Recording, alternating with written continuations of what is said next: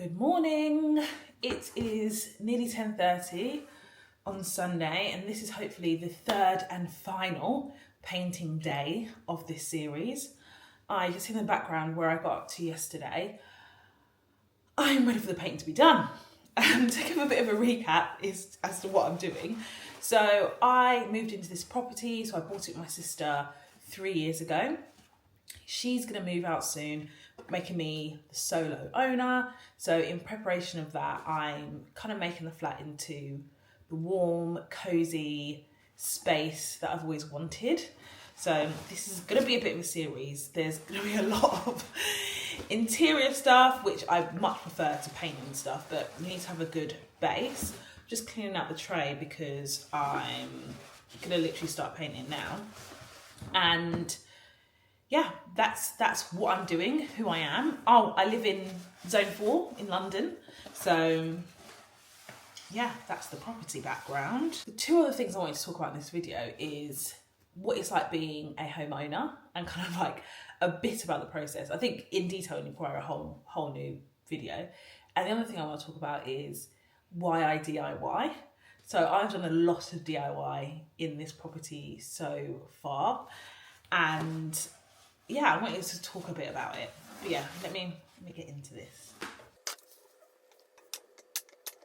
Down here, first coat of the day. This is pink. This is very pink. Hey ho, we're here now. One thing you won't catch me doing is complaining about owning a home.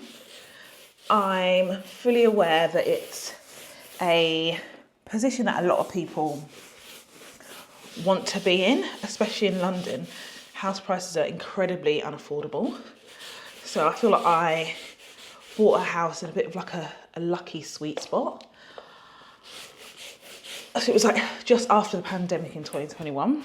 So, and I was able to buy with someone, which I know a lot of people don't have also.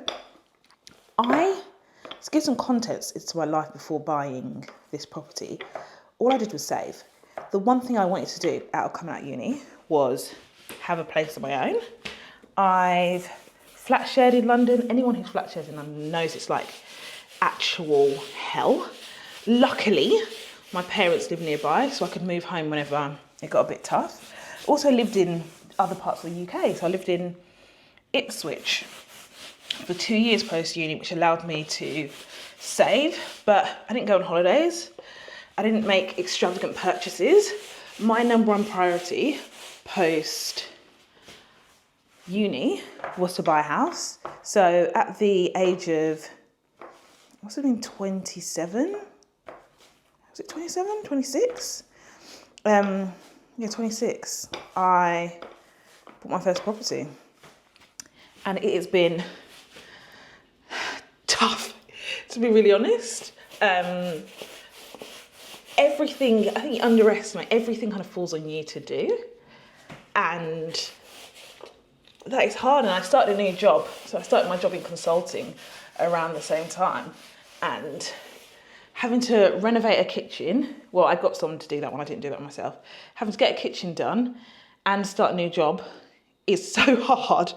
So that time, it's actually, dare I say, like a little bit, traumatizing is not the right word, but like it was a really tough time in my life. At the time, it was like, yeah, I've like got my house. But like in the grand scheme of things, I was struggling. I was like kind of moving on autopilot. And like I lived in this house for, I want to say a month and a bit without a kitchen. So I was eating just like, I was eating micro meals and it was just a horrible time for my health, for my mental health. It was just a faff. But I kind of was in a position where I'd got the life that I wanted. I'd got the thing that I'd wanted so much for so long. So it was, yeah, a complicated time. But yeah, over the 3 years I've had this property, yeah, it's been filled with loads of joyous times. But I'm just really, really excited for this next phase. As I turn 30, as this property becomes fully mine and I create it into something that I love. I'm just, yeah, this is a hobby of mine. Like, I love DIY. Actually, I'll talk about that in a bit, but I yeah, I take a lot of joy and a lot of pride in this experience because I know it's kind of once in a lifetime. I don't think I'll ever have I know I'll never have my first property again. I need to get on with this. I'll be here for a lifetime.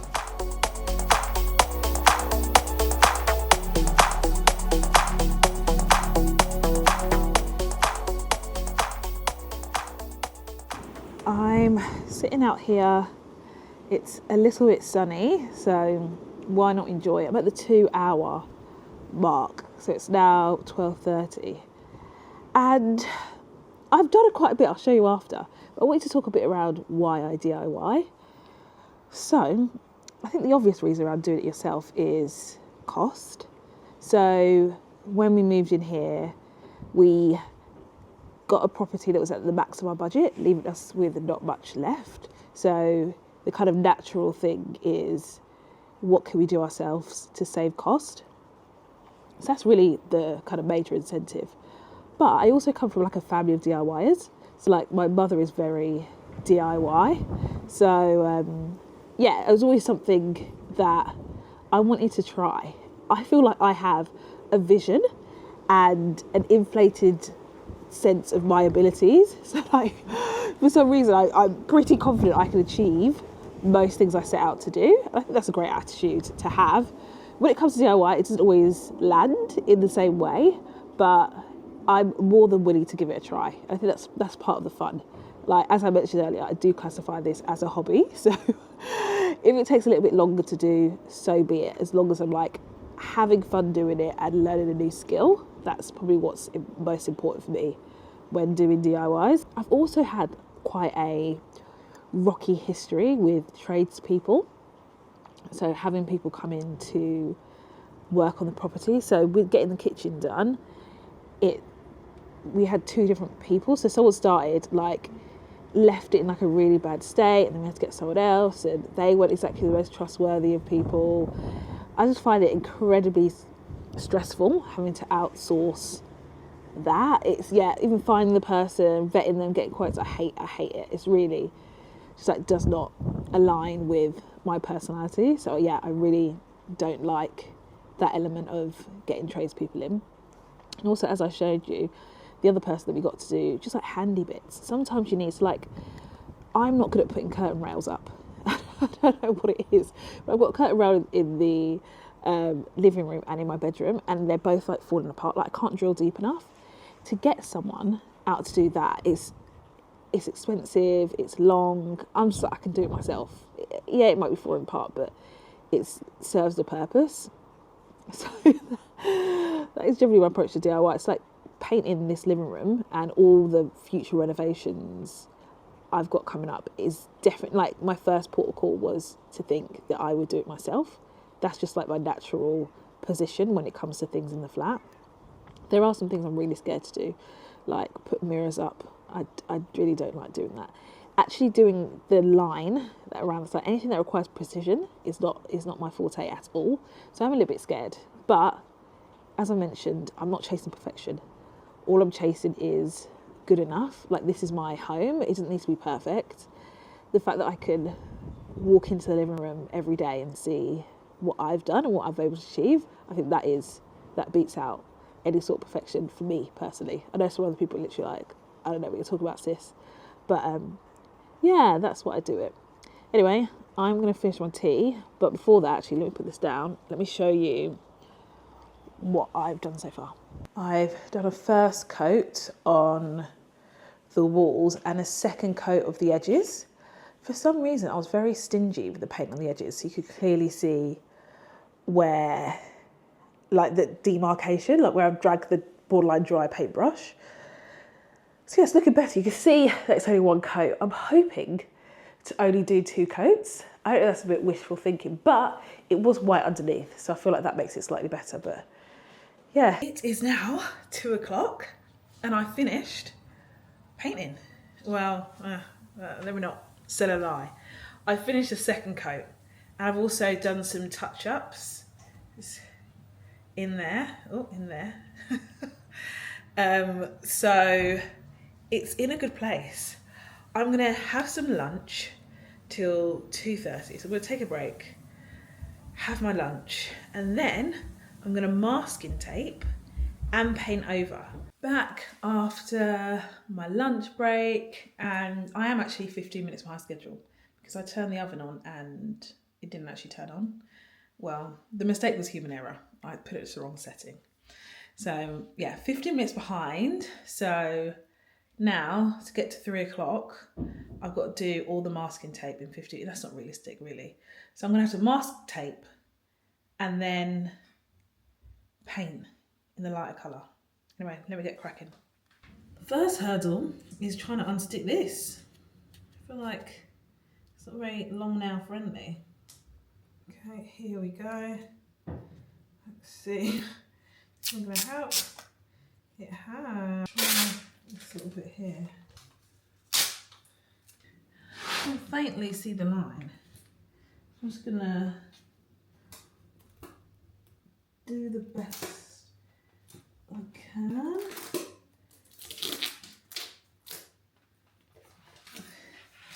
Actually, now would be a good time to do a bit of test to see it rips off the paint. No, it doesn't. Babaloo! Let's get the tunes on. Let's get the tunes on and let's go.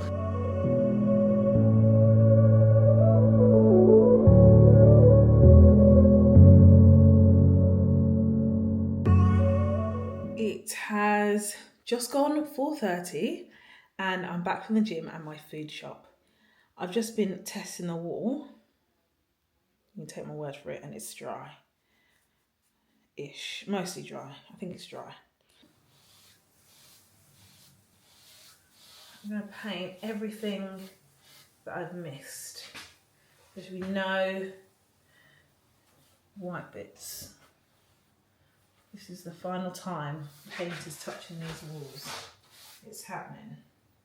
Okay, so now it's the moment of truth. I am so scared, but let's do this. Okay. Okay.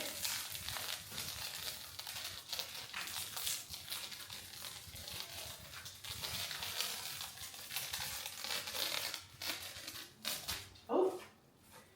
Okay. So from the bit I pulled off, there's like literally the tiniest little bit of white there. And then there's a tiniest bit of white there. And I think that's where I haven't gone down far enough with the pink. Or it's pulled off it. I should look at the back of the tape, but I'm pretty impressed with that. Let me pull off the rest and come back. So I've finished and it's not perfect, but I am pretty impressed. Like looking at it from afar, compared to what's going on over there and what's going on over here, this is pretty damn impressive.